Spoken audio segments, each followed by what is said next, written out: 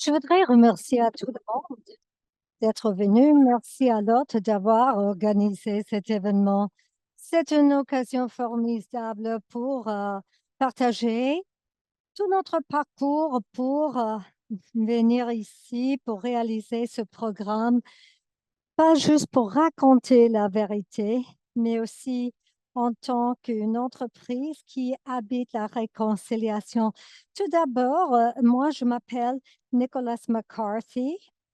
Je suis la directeure de la Vérité et Réconciliation. Je suis honorée de travailler dans la sensibilisation et d'augmenter le statut euh, en tant que personne qui travaille dans le mémorial. Je travaille pour s'assurer que Beechwood, c'est pas juste un endroit pour souvenir des différentes choses, mais aussi pour réaliser les différentes cérémonies. Je suis tellement impliquée dans le programme de la réconciliation et je joue un rôle clé là-dedans. Par exemple, dans le mois de septembre jusqu'au début du octobre, on va avoir à peu près 2000 étudiants qui vont travailler pour faire la même chose que vous faites, surtout un peu plus profonde avec un public plus âgé. Et je travaille dans les événements autochtones et vraiment, je voudrais honorer les vétérans autochtones et j'intègre les symboles dans les différentes activités comme par exemple dans les cimetières et les tombes. Et ce que vous voyez, c'était juste la coronation du honorable roi Charles. Et ça, c'est pour reconnaître le travail de réconciliation que j'ai entrepris et surtout le travail que je fais dans l'armée. Et vous pouvez voir, c'était formidable de recevoir ceci de son Excellence il y a quelques jours avec un groupe formidable des leaders de tout le pays. Donc, pourquoi Beechwood? Pourquoi la réconciliation? Où est-ce que ça commence toute cette histoire? Alors, nous avons commencé les activités de réconciliation en 2014 et tout ceci a commencé de manière autochtone. On voulait faire un partenariat avec les leaders au sein de la communauté et dans les différents aspects de nos pensionnats et les sociétés autochtones. Donc, on a pu aller de l'avant. Beechwood est toujours un endroit où nous faisons une réflexion approfondie. Donc, quels sont les objectifs du programme? Tout d'abord, offrir une vision équilibrée de l'histoire, mettre en valeur les réalisations, les lacunes des Canadiens éminentes enterrées à Beechwood et aussi favoriser la compréhension et le respect entre les peuples autochtones et non autochtones pour encourager les personnes de participer dans nos activités de réconciliation. Donc, comment ça a commencé? Pourquoi il y a cette idée de le faire au cimetière? Et comment un cimetière au milieu de la ville de Ottawa, comment ça se passe? Dans les années 1990, il y avait un programme de la Grande Plaque canadienne et ça, c'est une façon rafraîchissante et unique de présenter l'histoire. Donc, Duncan Campbell Scott était une des premières personnes qui a commencé à travailler juste avant que la commission de la vérité et la réconciliation a présenté le rapport. Donc, il est venu au cimetière et je vais vous... cette personne a vu la sépulture. Elle a vu la grande plaque qui était écrite dans une manière coloniale. C'était écrit dans les années 1990. Il y avait les historiens qui ont regardé la manière traditionnelle, eurocentrique d'histoire, d'écrire l'histoire. Donc, elle voulait argumenter autre chose pour commencer à présenter sa position. Elle est revenue et puis elle a, elle a approché mon président, la présidente de mon organisation. Et la présidente s'est tournée vers elle et a dit, on peut le réduire, mais nous allons travailler ensemble pour créer quelque chose de nouveau. Bon, alors, il y avait plusieurs entrevues qui étaient faites concernant le processus. Et puis, elle ne croyait pas qu'il allait faire les efforts, mais la plaque était enlevée. Et ceci a déclenché notre chemin envers la réconciliation parce que nous voulons éclairer pas juste les lecteurs de ces achèvements, mais aussi l'impact négatif et positif que les individus peuvent avoir eu sur les communautés autochtones. On parle des sépultures, il faut avoir du respect, il faut avoir un espace dignifié, mais il faut parler de la vérité. On ne veut pas réécrire l'histoire, mais nous voudrions fournir un double côté pour donner toute une histoire et ces plaques reflètent ceci. Donc, notre histoire commence avec Dr.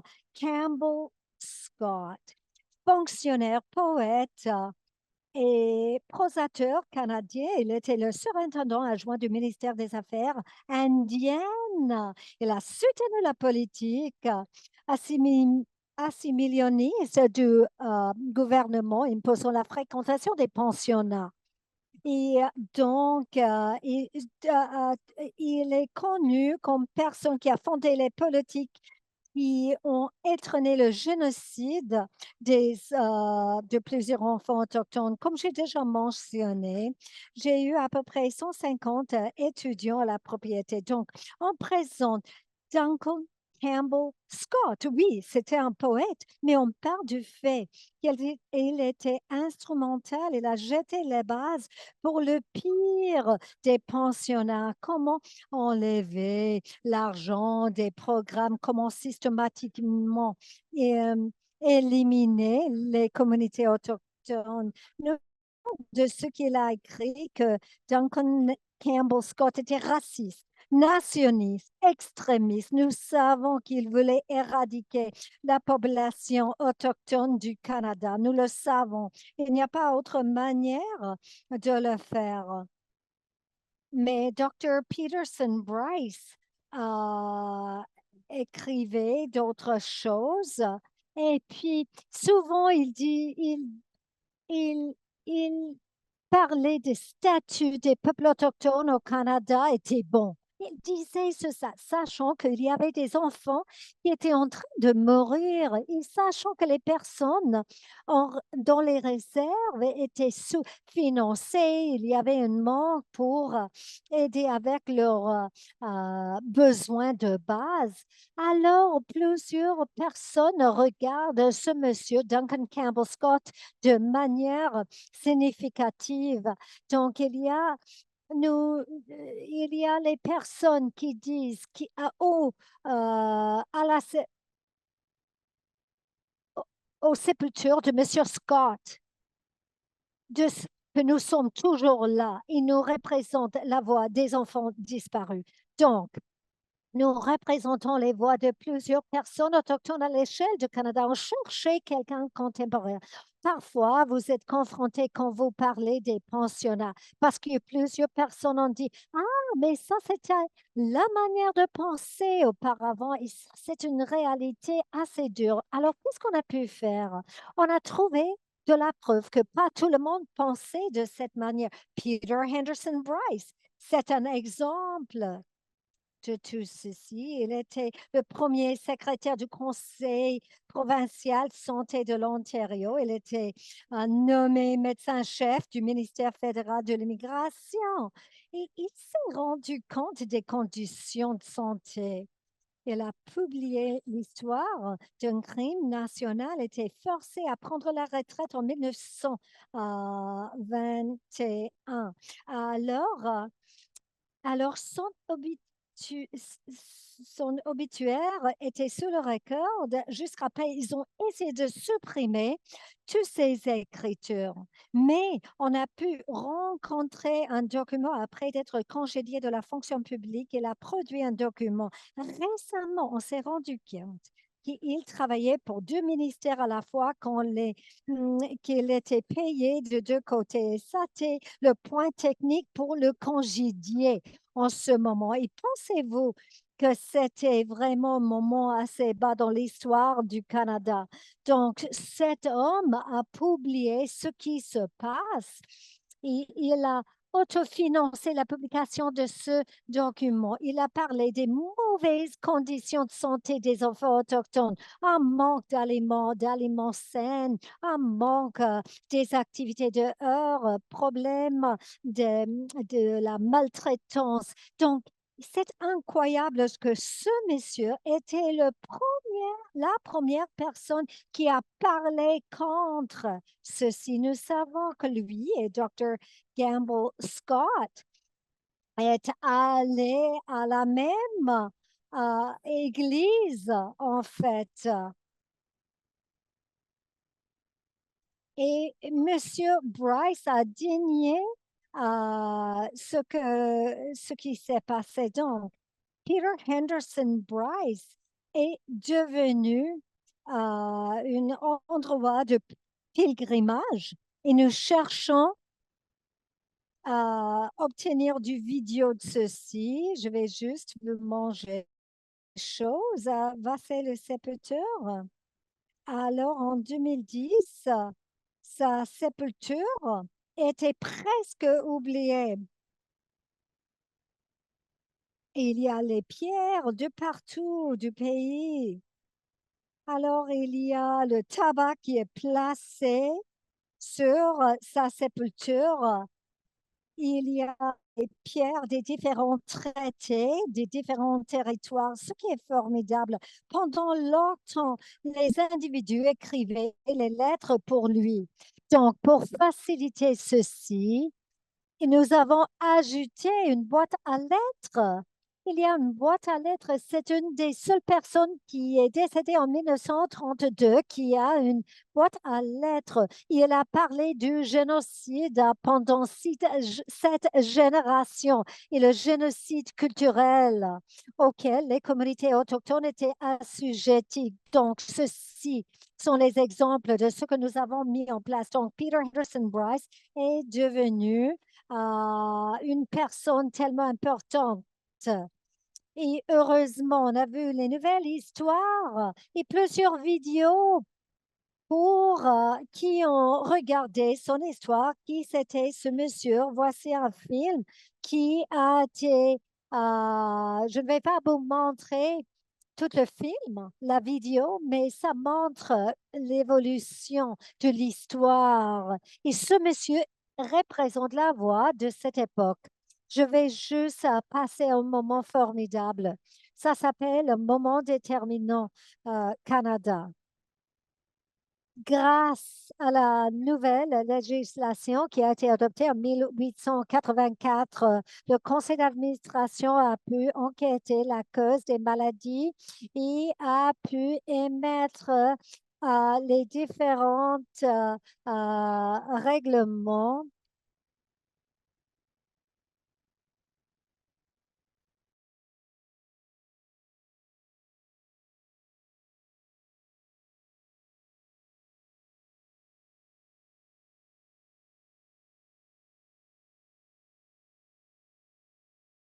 L'histoire raconte comment ce monsieur a cédé presque sa vie pour parler de la part des peuples autochtones.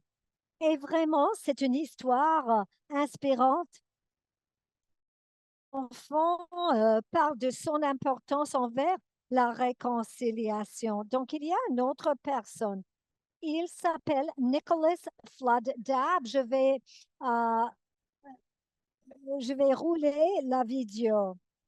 C'était un immigrant qui était avocat. Il était irlandais. Il est venu au Canada. Euh, Inaudible. il était dans la région de Assiniboine de Manitoba. C'était journaliste et aussi avocat. Il a publié des articles dans les différents journaux. Sir John et lui a demandé qu'est-ce qu'il faut faire avec le problème autochtone, comme il disait en cette époque. Donc, il était inspiré par Carlyle, un général des États-Unis. Et ce que c'était un style militaire, en fait. Une école qui a vu le punison, la malnutrition, et l'idée de détruire l'enfant pour le recréer dans l'image du soldat.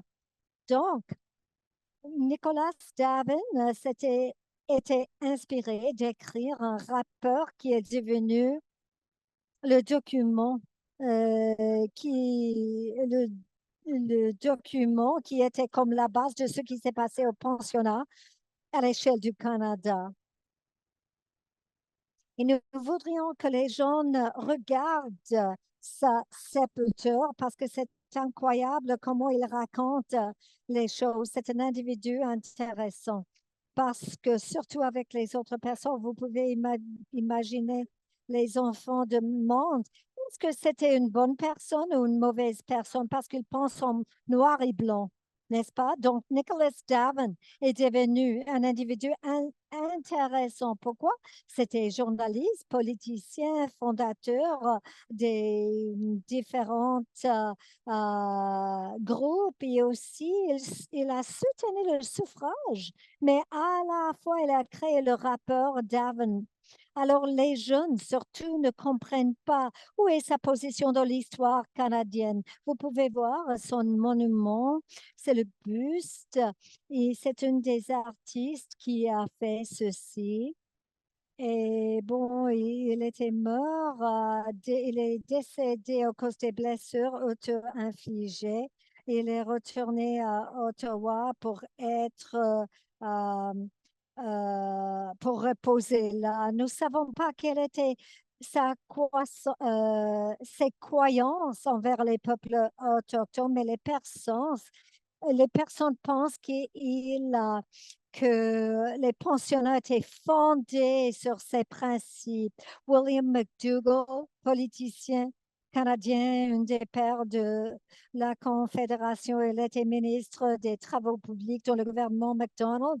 Il était nommé lieutenant-gouverneur de la terre de Rupert et du territoire du Nord-Ouest en 1869. Nous savons qu'il était anti-catholique, anti-autochtone. Il était décrit comme vaniteux, erratique et irrémédiablement têtu.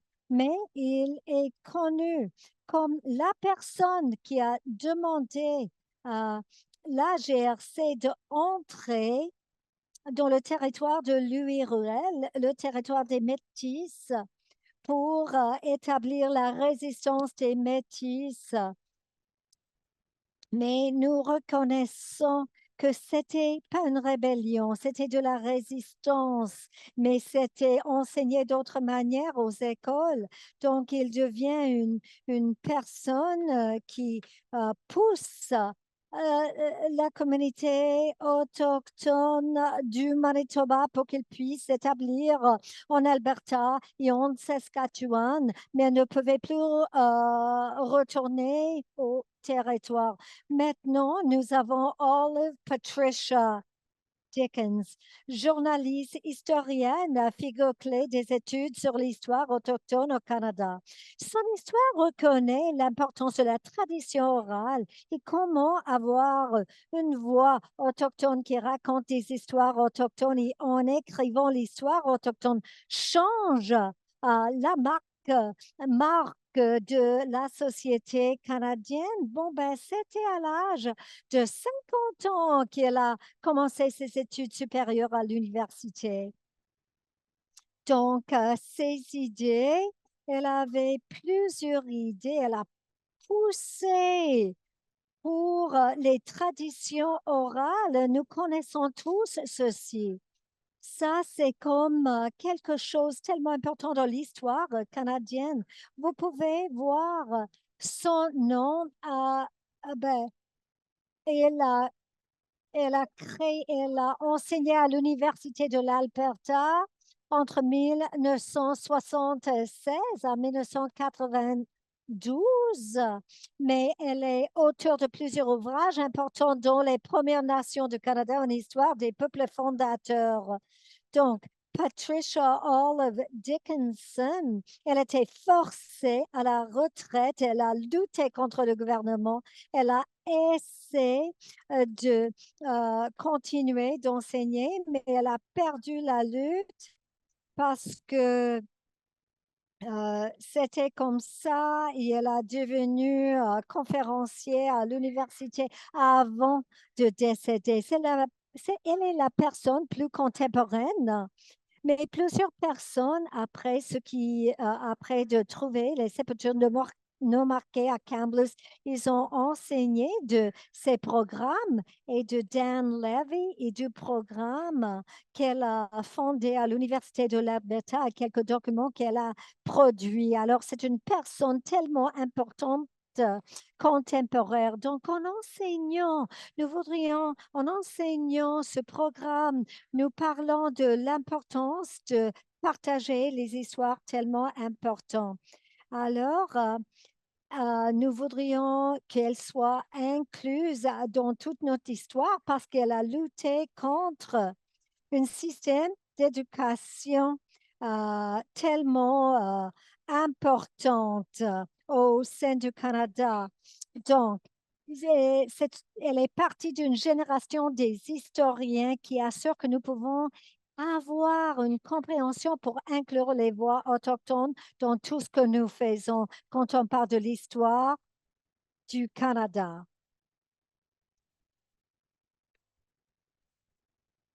Donc, comme j'ai dit, notre programme a lancé en 2015. C'était une collaboration entre la société Caring Society Listerian et Beechwood ainsi que Kairos. Et à travers des années, on a tenté de rajouter des éléments et des activités. Donc, on a fait des exercices de couverture au général, des différentes programmations. L'exercice général ou de couverture est l'un des exercices qui sont plus émotionnels, qui offrent des réflexions sur l'île de la Tortue et la colonisation lorsqu'on avance plutôt dans les petits endroits, en racontant le voyage à travers de plusieurs couvertures issues de nos peuples autochtones au Canada. Donc, ça devient cette idée sur laquelle on va bâtir chaque. On continue donc de faire des initiatives éducatives, les développements de plaques, aussi avec Pratt Davin, la plaque pour Patricia Dickinson, l'organisation est historique, une plaque pour cela aussi. Et en 2021, lorsque on regarde cette entrée dans le reste du Canada, dans la vérité et la réconciliation, et vraiment l'entrée de la transition entre un Cirque Day jusqu'à la journée de la vérité et la réconciliation, on a eu un moment de génie et de réflexion, là où on a connaissance de nous de programme des arts nous a prêté 57 000 carreaux qui ont été fabriqués par les enfants pour représenter les enfants autochtones qui sont partis au pensionnat autochtone. Ce qui a devenu, c'est un labyrinthe de mémoire à travers de notre espace sacré, qui est un bâtiment qui a été construit afin de présenter les idées autochtones aussi avec les les constructions en bois, ce qui reflète les Longhouse Algonquin, qui est bien évidemment les peuples de notre région, des peuples autochtones de notre région. Donc, on a fait un labyrinthe de mémoire, là où tout représentant des pensionnats de l'Est vers l'Ouest. Et on a pu voir l'impact. Donc, en voyant ces carreaux, ce n'est une petite monnaie. Donc, 57 000 de ces tarots mis dans un labyrinthe, c'est un moment très puissant pour beaucoup de gens. Et ça donne l'idée aussi que c'est vraiment un jeu, c'est un concept, que la réconciliation en entier est un voyage ou un chemin à parcourir qu'on devrait prendre tous. Et il faut être actifs non seulement dans les activités de réconciliation, mais aussi dans l'écoute et dans la compréhension de ce qui est passé dans le passé avec la réconciliation dans tout le Canada et ce qui passait l'étérage du rafle des 60 et des pensionnats et du rafle millénial aussi dans les peuples autochtones. Donc, c'était vraiment un moment puissant. Et ça, c'est la première itération de Peterson Henderson Bryce, la boîte à lettres, et c'est assez tôt. Encore une fois, c'est pour récolter ces messages. Et la famille nous a permis d'ouvrir les différents messages qu'on a reçus. Et souvent, ce qu'on a appris, c'est que les gens ont un sentiment de blâme, de culpabilité. Ils ne savent pas souvent vraiment de comment exprimer qu'ils aimeraient être courageux comme Bryce ou qu'ils auraient aimé bien faire quelque chose de plus lorsqu'ils étaient actifs en travaillant, juste avoir un moment de réconciliation. Ça devient donc un centre d'attention pour beaucoup de notre programmation de jeunesse aussi. Comme je dis hier, nous avons 100 enfants qui partagent leurs pensées en format écrit, en lettres, d'avoir un enfant ou une jeune personne qui va écrire une lettre de réflexion sur un programme qui vient de compléter, c'est fort et ça indique vraiment comment ils ont pu comprendre le message qu'on leur a fourni et dans le programme de réconciliation. Donc, le 200 2023, les activités de la vérité et réconciliation 2023. On a commencé par le 10 juin 2023. On a implanté 2 arbres de cèdre. Bien évidemment, c'est un herbe sacré et c'est au sein de la culture autochtone. Et on a fait 94 lumières pour les appels à action, l'orange afin de démontrer la compassion. Et c'est vraiment visuel. Lorsqu'on passe par le cimetière le soir, on voit ces couleurs-là et comprend toujours qu'il y a beaucoup de chemin à parcourir qui reste. Et en tant qu'entreprise privée, et je t'aurais dû, c'est ça, Beechwood s'agit d'une entreprise privée. Et c'est notre devoir de réaliser la réconciliation et faire ceci de façon consciente. Et on travaille là-dessus, de s'assurer que ça fait partie de notre point de vue au sein de notre travail et notre programmation. Donc, le 30 septembre 2023, comme partie de notre journée de la vérité et réconciliation, on a dévoilé un nouvel endroit et ça, c'est la forêt sacrée des enfants. Ce qui rend ce moment incroyable, c'est qu'on a eu des jeunes de A7G ainsi que le Premier ministre des Territoires du Nord qui a dévoilé ce monument. Et c'est devenu vraiment un centre d'attention, non seulement pour les enfants, mais pour beaucoup de gens partout dans le Canada. Ils le voient ça comme un moment de réflexion et de recueillement. Et je vais démontrer, je vais reproduire la vidéo, et c'est en algonquin et en français. Et comment est-ce qu'on peut s'assurer que ça représente, il s'agit d'un symbole et un endroit de réflexion, mais qui aussi a une connexion. Donc, il y a 3 pierres. Bien évidemment, dans la culture autochtone, les 3 rochers ou pierres, c'est considéré comme une grande-mère ou un grand-père qui nous partage l'histoire et qui nous enseigne quelque chose. 3, c'est un numéro sacré. Pour les chrétiens, c'est la Trinité. En géométrie, c'est le chiffre parfait. 3, c'est considéré de bonne chance dans plusieurs cultures. Mais derrière ça, il y a 7 petits pins de montagne qui vont rester tout petits. Et ça fait référence aux 7 générations et c'est un chiffre important ou aussi les 7 grands-pères ou les 7 enseignements importants qu'on voit dans la culture autochtone. Et ça nous crée un moment visuellement très impactant. Et donc, on a des rochers en bas en bas, qu'on a dévoilé, c'est un moment pour que tout le monde comprenne l'importance d'avoir un endroit de recueillement et de réflexion pour honorer les enfants qui ne sont jamais retournés à la maison et ou de revenir dans les communautés ou même les enfants qui ont décédé. Donc, comme partie du programme, on a eu la chance d'avoir un livre que Dr. Blackstock a créé. Il s'agit vraiment de cette histoire de Spirit Bear, l'ours des esprits, et c'est le mascotte de Caring Society.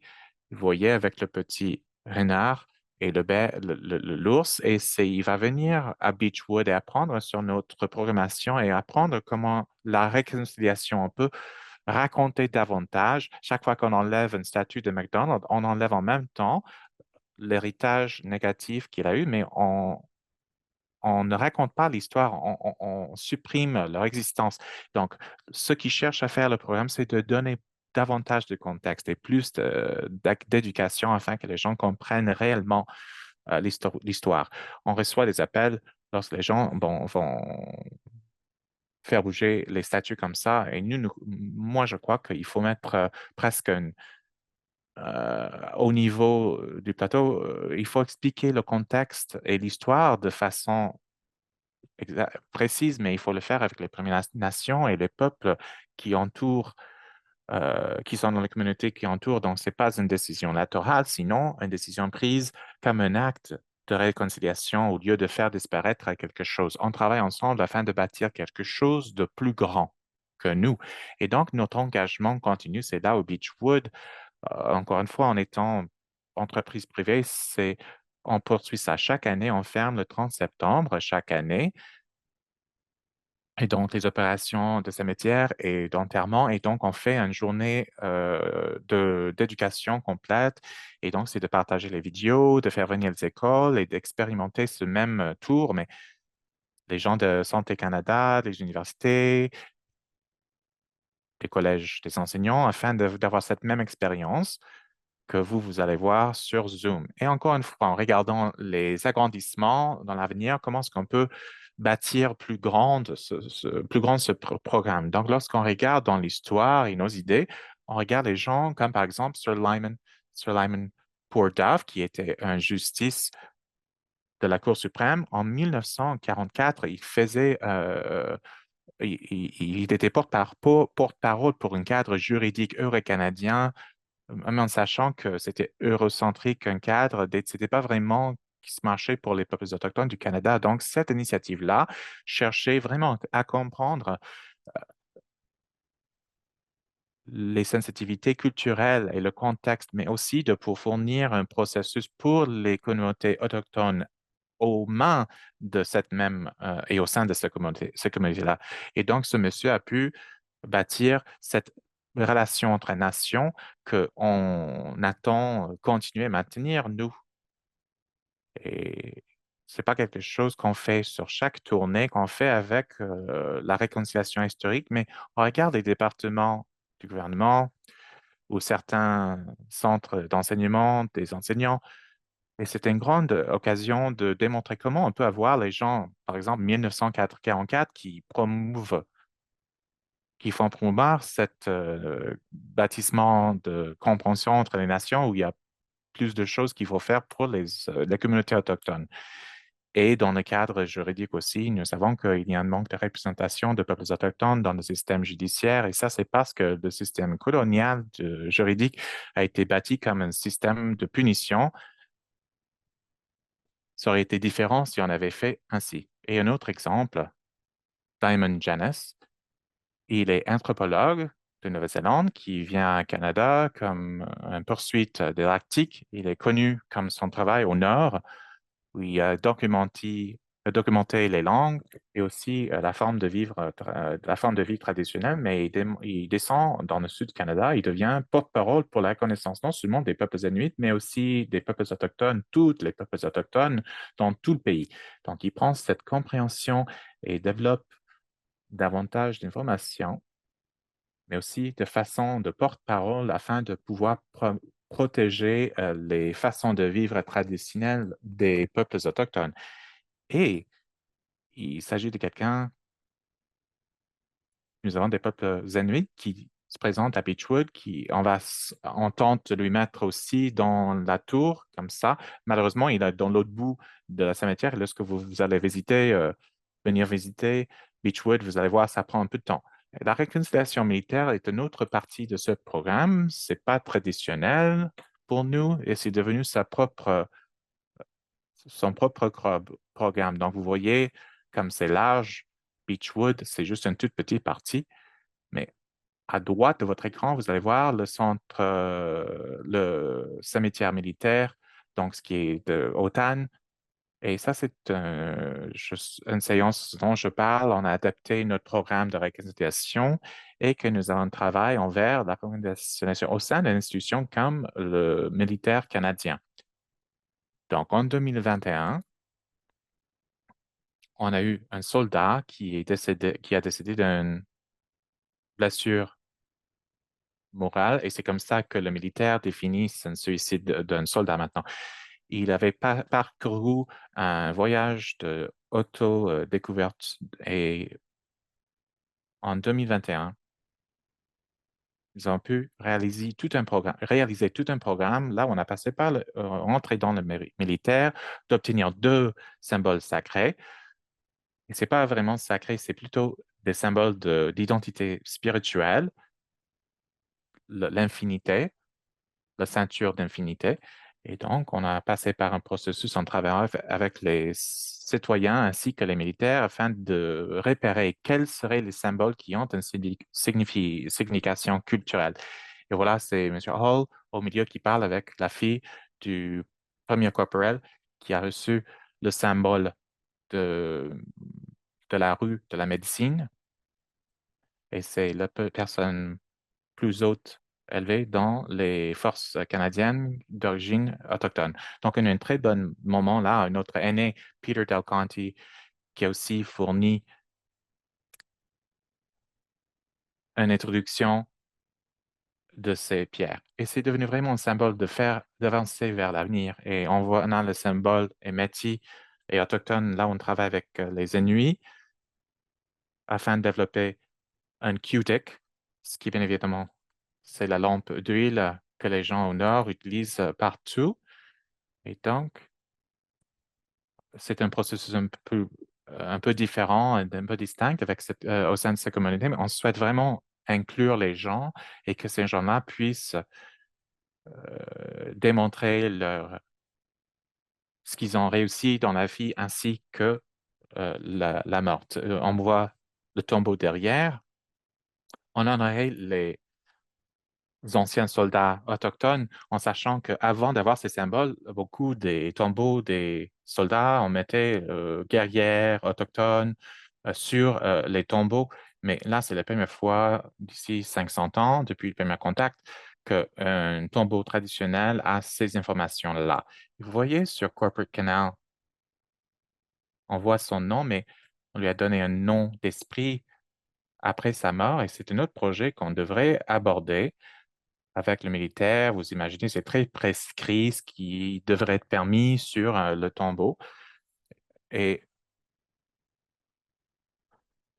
dans le système juridique, le mot d'un aîné est égal à tout autre document juridique. Et pour la première fois et dans l'avenir, les peuples autochtones peuvent avoir les noms autochtones ou leur esprit spirituel monté sur les monuments de sépulture. Et ça, c'est un moment tournant dans la réconciliation au Canada aussi. Et vous voyez le symbole Métis, là, encore une fois, ceci implique plus grand, largement de permettre les symboles autochtones sur les tombeaux.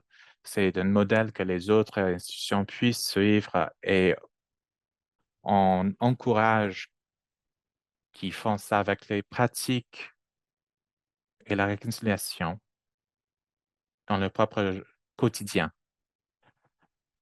Donc, je ne dis pas que Beechwood est leader dans cet espace-là. Ce que je souhaite dire, c'est qu'on prend le temps et continue de traverser par un moment de réflexion et de réconciliation. Et nous continuons à avancer vers l'avenir et nous souhaitons, on croit qu'on avance dans le même sens. Les aînés avec qui on parle et les communautés au sein auxquelles on travaille nous aident à mener le parcours dans ce sens-là. Et comment est-ce qu'on peut encourager et promouvoir cette compréhension entre tous les Canadiens afin qu'on ait un point de vue de la réconciliation qu'il s'agit d'une activité au quotidien? Comment est-ce qu'une organisation privée et moi, en tant que personne individuelle, peut faire ainsi? Voilà la journée ou la voie qu'on a parcourue. Je vous laisse avec une anecdote. Et Senator Sinclair ou bien Judge Commissioner Retired Sinclair a tellement d'accolades. C'est difficile comment savoir comment l'adresser, le titre à lui donner.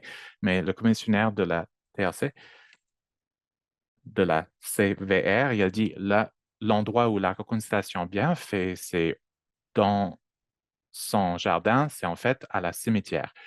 Donc ça, c'est un moment de réflexion, un moment d'honneur d'avoir un tel leader tellement engagé, reconnaître publiquement notre rôle là-dedans. Et depuis, nous avons eu les commissionnaires de la vérité et la réconciliation se présenter à Beechwood, prendre les tours et devoir nous donner des perspicacités et comment ça fait de façon tellement positive. Donc, vous imaginez au cours des prochaines semaines, Beechwood devient un endroit avec les gens qui portent des t-shirts orange et les gens prêts à apprendre et partager, et aussi de prendre le premier pas dans le voyage de la réconciliation. Mais pour commencer, c'est de comprendre la vérité qu'on nous a dit. On nous dit souvent comment on est en train de réécrire l'histoire, on change l'histoire canadienne, et comment est-ce que l'histoire, c'est en mouvement permanent, en permanence. Il faut comprendre comment les personnes autochtones se mettent en égalité avec toutes les autres voix du Canada. Et on ne peut pas avoir un cimetière sans avoir ces voix-là présentes. Et voilà le temps, 13h43. Je vais finir mon temps, donc je vais vous demander de poser vos questions et je vais aussi voir les gens qui souhaitent partager des informations. Est-ce que vous avez des questions?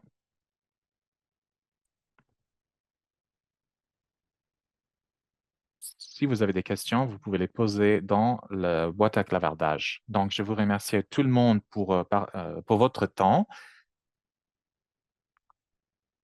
Non, je ne suis pas personne autochtone. Moi, je suis irlandais et français avec un grand héritage côté français. Je suis nouveau immigré sur le côté canadien, mais je suis très sensible et je souhaite que les gens comprennent cela, que m'ai représenté à un moment donné. Je m'excuse, ce n'était pas mon intention. Mais on peut partager beaucoup d'informations de cette façon-là. Merci, Rob.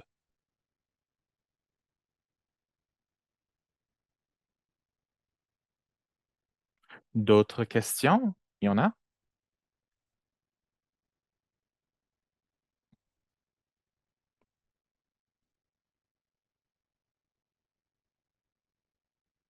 Très bien. Encore une fois, ça peut être n'importe quel genre de questions. Le programme dans le militaire de la réconciliation, est-ce que j'ai visité Colombie-Britannique? Oui. Victoria, c'est tellement belle. La culture autour de Victoria aussi, c'est incroyable. Notre programme est au niveau national, mais avec les informations et les connexions que nous avons, c'est avec les peuples Anishinaabe, Algonquin de notre zone. Et là, on regarde d'introduire les symboles autochtones dans la section militaire. Nous nous présentons bien aux aînés au sein de nos communautés algonquines afin de leur demander de son avis.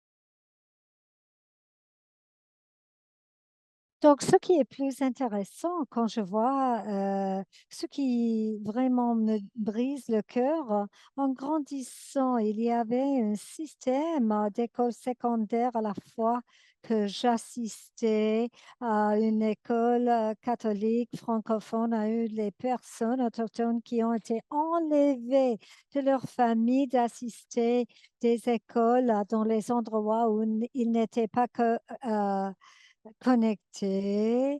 Puis je vois mes enfants qui vont avoir 13 ans, je vois comme ils sont la première génération d'être être, élevés sans le système raciste, mais nous savons que les peuples autochtones, il y a la, la rafle des années 60 et ce qui se passe dans les années 80, des autochtones qui ont été enlevés de leur maison. Je connais un monsieur qui a traversé la rue pour acheter du lait et puis les enfants étaient enlevés quand elle est rentrée à la maison. Donc, il faut parler de de ce legs, il faut réfléchir là-dessus pour voir comment ces cultures, il y a 600 différents groupes autochtones qui représentent 200 endroits à l'échelle du pays. Cette culture qui est tellement belle, comment on a pu avoir un système qui a enlevé leurs droits, leur langue, leur culture, la connexion avec leur propre communauté, c'est quelque chose qui est tellement intéressant. Euh, et il y a ceux et celles qui veulent réclamer leur spiritualité, leur culture, leur spiritualité, leur tradition, leur culture et comment nous voyons et comment nous partageons ceci et en enseignant pas juste les peuples autochtones, mais les Canadiens et Canadiennes non autochtones. C'est incroyable de voir ce mouvement quand ça va envers cette direction. Je vous remercie. Y a-t-il d'autres questions?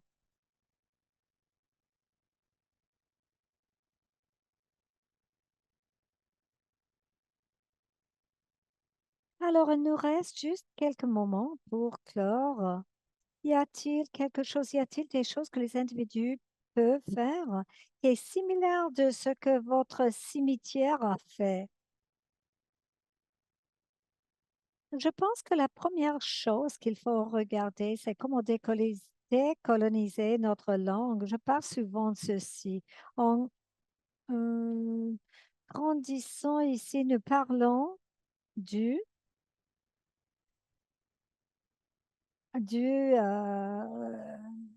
on parle du rébellion de l'URL, mais il y avait une résistance métisse en disant les personnes comment faire les choses. Et souvent, nous entendons des personnes qui parlent de la découverte des euh, sépultures non marquées. Donc, la, euh, le CNVR a parlé des sépultures à l'échelle du pays, mais nos populations autochtones ont dit souvent, nous avons affirmé, réaffirmé les sépultures existantes. En Ontario, il y avait la question qui a été posée concernant les pensionnats à Ottawa. Oui, il y en avait à Ottawa, à Gatineau, il y avait tout un système à peu près 200 kilomètres d'où j'étais quand je grandissais. C'est incroyable. Ces enfants ne pouvaient pas ni aller à l'école, ni à la maison. Ici, le grand-parent avait envoyé des lettres, ne pouvait pas rentrer à une communauté à laquelle ils s'étaient habitués parce que nous avons enlevé leur histoire, leur culture et leur identité culturelle. Donc, je vous remercie pour cette question. Donc, quelles sont les autres choses que les gens peuvent faire? Il y a un livre, 21 Things to Know About the Indian Act de Monsieur Thomas. C'est une série de 2 livres qui parlent de ce que nous pouvons faire en tant qu'individus. Et c'est vraiment bien expliqué pour bien comprendre la loi sur les Indiens, parce que je pense que souvent les gens, ils ont peur de poser des questions. Ils ont peur de offenser quelqu'un. Mais si vous le faites dans une manière ouverte, ça peut entraîner à une meilleure compréhension des traditions ou que ce soit des actions, des cérémonies. Bon, ben, soyez curieux, mais respectueux à la fois. Il ne faut jamais toucher les possessions ou les instruments des personnes sans avoir reçu le permis. La tradition au sein d'une communauté ou une collectivité peut être différente que les traditions dans les autres communautés. Et l'auteur parle de cela. Par exemple, un ascendant écossais ne veut pas que vous êtes nommé comme personne européen ou anglais, parce que vous pouvez imaginer la même chose. Si sont différentes communautés à l'échelle du Canada, ce sont les peuples diversifiés, même dans la même zone géographique, ça peut être vraiment varié. Donc, l'idée, c'est d'être ouvert et adopter le concept de respect. Et Bob Thomas, dans son livre, il parle du respect. Il faut faire preuve de respect de l'identité. Il faut développer une relation, sécuriser votre connaissance pour avoir une compréhension. Donc, il y a les bons lecteurs qui sont accessibles et faciles à lire. Y a-t-il d'autres questions?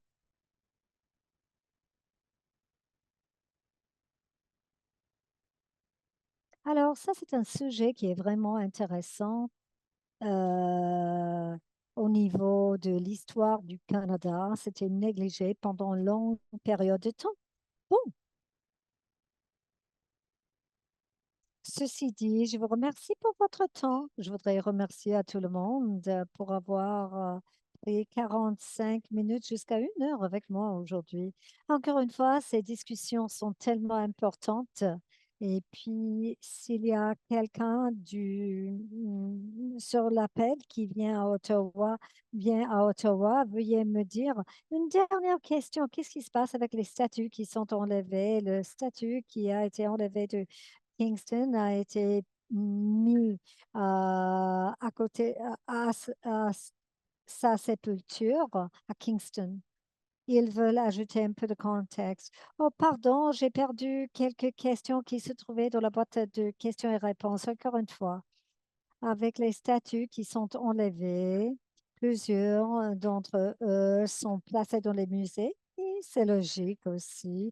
Alors, quels sont les aspects culturels les que ces personnes doivent comprendre ou apprécier quelles sont les démarches que nous pouvons faire pour que les personnes puissent apprécier les choses. Il faut être ouvert, il faut se rendre compte de quel est le tribu, quelle est la bande, quelle est la collectivité qui se trouve où vous habitez pour bien comprendre leur identité, pour bien comprendre ce qu'ils font et quel était l'impact sur ces peuples?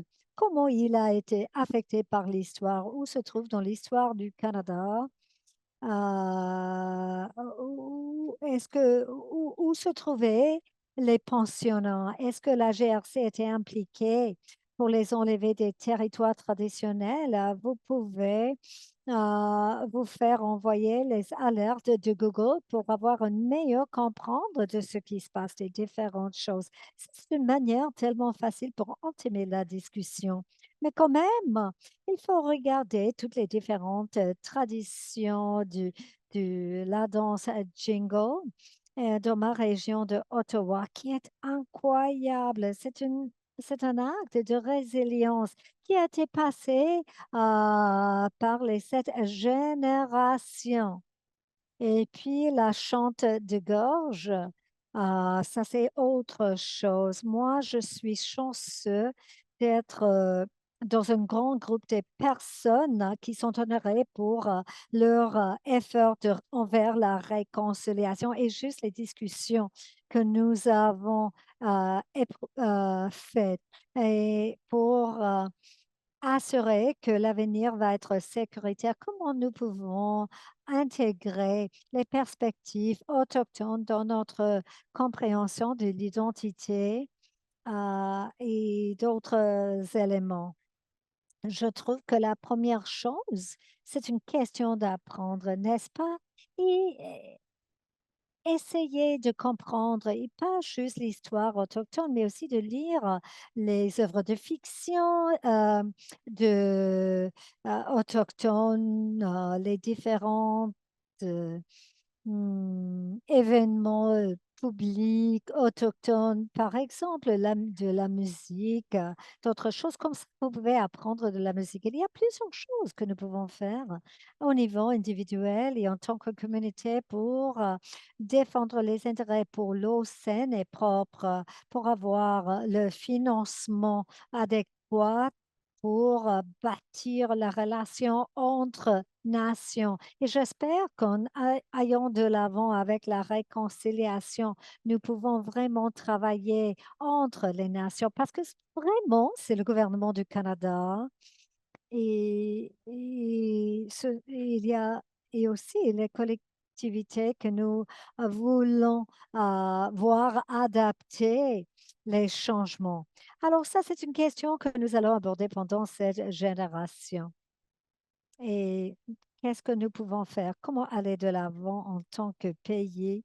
Comment nous pouvons aller de l'avant pour s'assurer que les Canadiens, Canadiennes, autochtones et non autochtones se trouvent sur le même chemin? Je pense qu'à la fin, pour le 150e, anniversaire, il y a un film où il y a une chose. Peut-être qu'on n'est tous pas dans le même bateau. Si on va envers la même direction, ça c'est tout. Ça c'est ma pensée finale. La réconciliation et ce processus, peut-être on n'est pas tous dans le même bateau en même temps, dans la même zone, mais si nous allons envers la même direction, on est sécuritaire, on peut aller de l'avant avec une certaine élan. Alors ça, c'est une excellente pièce que vous pouvez voir. C'est le 150e. Je vais terminer. Je voudrais remercier le temps de tout le monde. Je sais que le temps est précieux et nous avons des nombreux participants. Donc, je vous remercie pour votre attention, pour vos questions et j'espère vous voir à Ottawa pour faire la tournée avec vous en personne, pour vraiment entamer les discussions profondes. J'espère que vous sortiez aujourd'hui avec une meilleure compréhension de la réconciliation et aussi comment aborder les différents sujets concernant la réconciliation pour aller de l'avant et de manière significative. Je vous remercie.